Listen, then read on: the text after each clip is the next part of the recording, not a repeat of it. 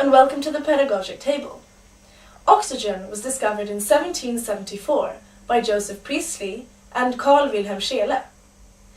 These two scientists lived in different countries and hence discovered oxygen independently. Joseph Priestley was of British descent, while Carl Wilhelm Scheele was Swedish.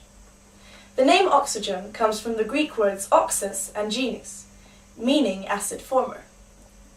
Oxygen is a colorless, odorless, and tasteless gas. It supports combustion, which is a type of oxidation, and combines with most elements and is a component of 100 of thousands of organic compounds.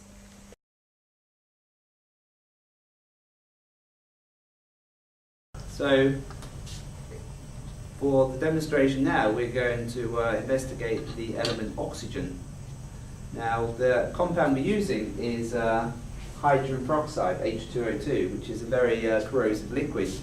And with the right catalyst, it'll actually decompose to produce oxygen gas and water.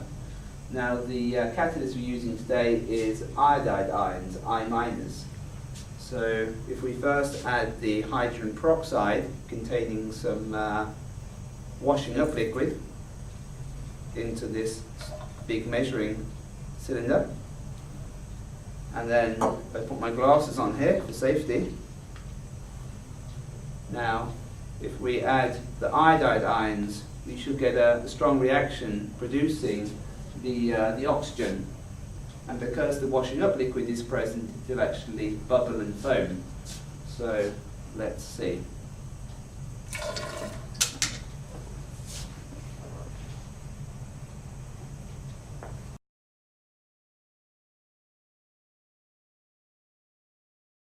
Oxygen is the third most common element in the universe and comprises 29% of the Earth's mass.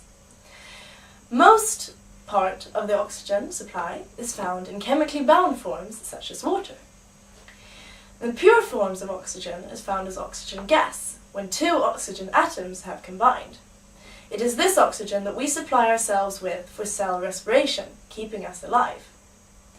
In the atmosphere, 3 oxygen atoms can combine to form ozone.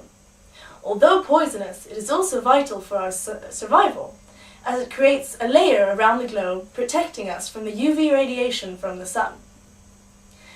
In organisms, oxygen is found in water and carbohydrates. A grown man consists of 65% of oxygen.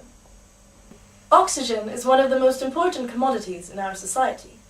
It is separated from the air we breathe by fractional distillation of liquidized air.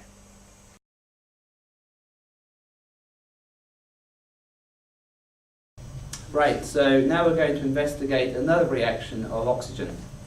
When you heat oxygen containing compounds such as lithium nitrate, it breaks down to make oxygen gas, which we can test for using a glowing wooden splint.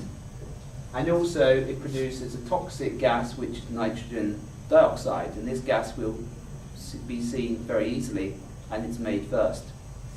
So first we add some lithium nitrate, which is, like most salts of group 1 metals, it's white crystals, into the bottom of a test tube. And then we're going to turn the burner on. Want a nice hot flame. And I'm also going to light this candle next to here. So now we're going to heat very strongly, and soon you'll start to see a brown gas being made.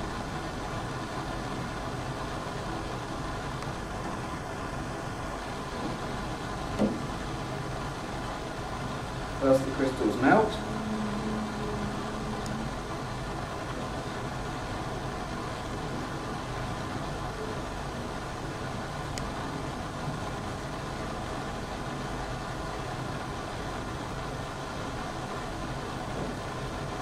The reaction takes a small amount of time.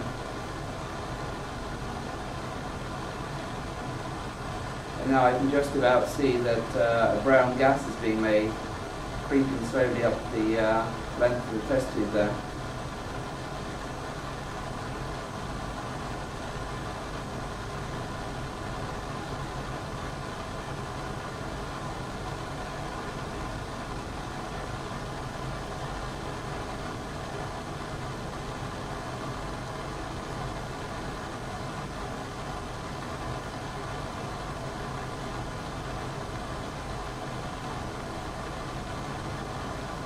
Now you can see the brown gas being produced. So now we can test for the presence of oxygen. So I'll just switch hands here. I'll light the wooden rod here, blow it out. Now if oxygen is present, it'll actually go back into flame. You can see this very easily here. Try it again.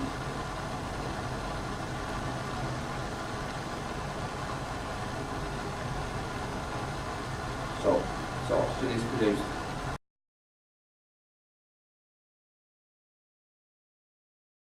Oxygen was the atomic weight standard of comparison until 1961, when carbon-12 was adopted as the new basis. Oxygen was firstly created by a cyanobacteria through photosynthesis. This was thought to have happened 2 million years ago and made it possible for the ozone layer to develop and for life to flourish. Oxygen has a great industrial value, and the world production is estimated to be over 100 million tons per year. It is used as an oxidizing agent in the manufacturing of bulk chemicals such as sulfuric acid and acetone.